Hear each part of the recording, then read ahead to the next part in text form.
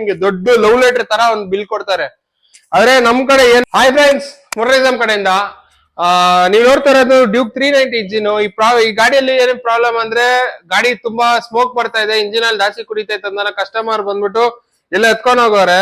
ಅಲ್ಲಿ ಎಲ್ಲ ಚೆಕ್ ಮಾಡ್ಬಿಟ್ಟು ಅವರು ಬಿಚ್ಚಿ ಏನು ನೋಡಿಲ್ಲ ಅಂತ ಹಂಗೆ ನೋಡಿದ ತಕ್ಷಣನೇ ಸ್ಮೋಕ್ ಬರ್ತಾ ಇದೆ, ಫುಲ್ ಇಂಜಿನ್ ಕೆಲಸ ಮಾಡ್ಬೇಕು ಅಂತ ಹೇಳ್ಬಿಟ್ಟು 60-70,000 ಕೊಟೇಶನ್ ಕೊಟ್ಟವ್ರಂತೆ.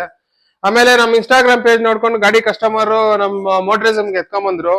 ಪ್ರಾಬ್ಲಮ್ ಎಲ್ಲ ನಾವೆಲ್ಲ ಚೆಕ್ ಮಾಡಿ ನೋಡಿದ್ರಿ. ಚೆಕ್ ಮಾಡಿ ನೋಡಿದಲ್ಲಿ ಏನು ಪ್ರಾಬ್ಲಮ್ ಅಂದ್ರೆ ಆಯಿಲ್ ರಿಂಗ್ ಬಂದ್ಬಿಟ್ಟು ಜಾಮ್ ಆಗ್ಬಿಟ್ಟು ನಿಮ್ಗೆ ಆಯಿಲ್ ಜಾಸ್ತಿ ಕುಡಿತಾ ಇರೋದು, ಆಮೇಲೆ ಸ್ಮೋಕ್ ಬರ್ತಾ ಇರೋದು. ಸೊ ಅದರಿಂದಾನೇ ಪ್ರಾಬ್ಲಮ್. ಈ ಕಾರಣಕ್ಕೆ ಏನಂದ್ರೆ ಬೋರ್ ಕಿಟೇ ಚೇಂಜ್ ಮಾಡ್ಬೇಕಂತ ಹೇಳ್ತಾರೆ. ಬೋರ್ ಕಿಟ್ ಆದ್ರೆ ಏನು ಇಲ್ಲ, ಬೋರ್ ಕಿಟ್ ಏನು ಒಂದ್ ಲೈನ್ ಇಲ್ಲ, ಏನಿಲ್ಲ, ಏನ್ ಪ್ರಾಬ್ಲಮೇ ಇಲ್ಲ ಬೋರ್ ಕಿಟ್ ಅಲ್ಲಿ. ಪಿಸ್ಟನ್ ಅಷ್ಟೇ, ಏನೊಂದ್ ಸ್ಕ್ರಾಚ್ ಬಿದ್ದಿಲ್ಲ, ಏನಿಲ್ಲ, ಆದ್ರೆ ಸ್ಮೋಕ್ ಬರ್ತಾ ಇದೆ. ಏನಕ್ಕಂದ್ರೆ ಇಲ್ಲಿ ನೋಡಿ, ಆಯಿಲ್ ರಿಂಗು ಈ ತರ ಹೋಲ್ಸ್ ಬರುತ್ತೆ, ಚಿಕ್ಕ ಚಿಕ್ಕ ಮೈನ್ಯೂಟ್ ಹೋಲ್ಸ್.